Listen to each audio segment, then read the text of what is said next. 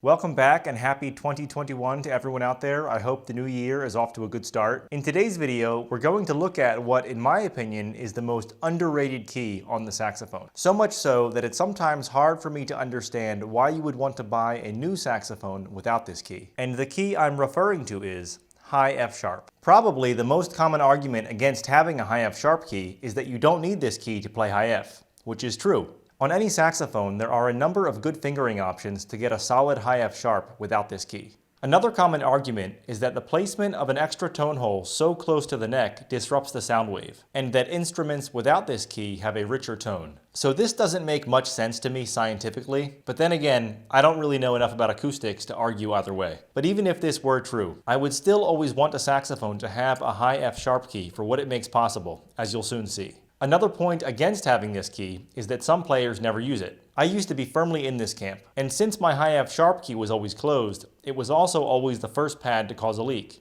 So if you're never going to use the key, it makes sense not to have it to avoid maintenance problems down the road. Now the most logical use for this key is for palm key F sharp.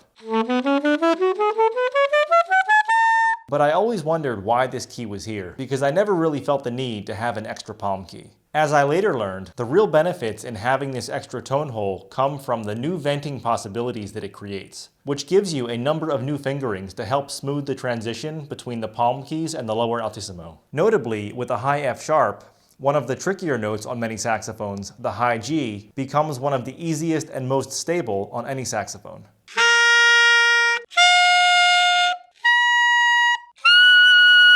And as I mentioned in a previous video, one of my favorite uses for this key is high E flat.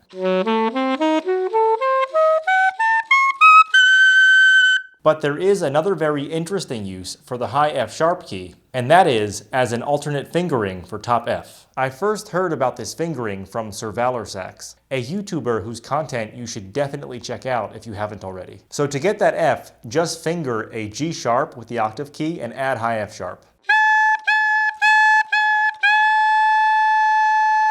And from here, you can go pretty much anywhere. Personally, I find this fingering very useful for transitioning from the palm key hand position, where you're pressing the keys into the body, to the front position, where you're pressing the keys straight down. It can be used to trill these high notes,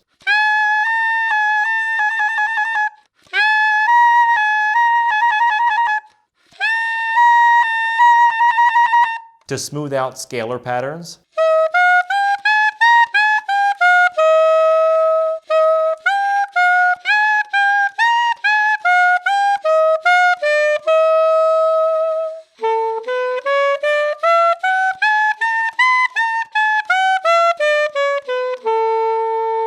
or moving chromatically from the palm keys.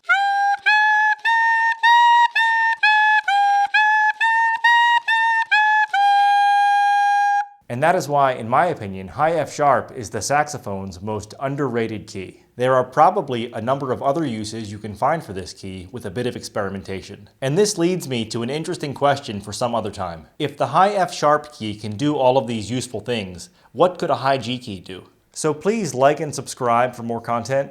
Keep doing the breathing calisthenics, and I'll see you next time.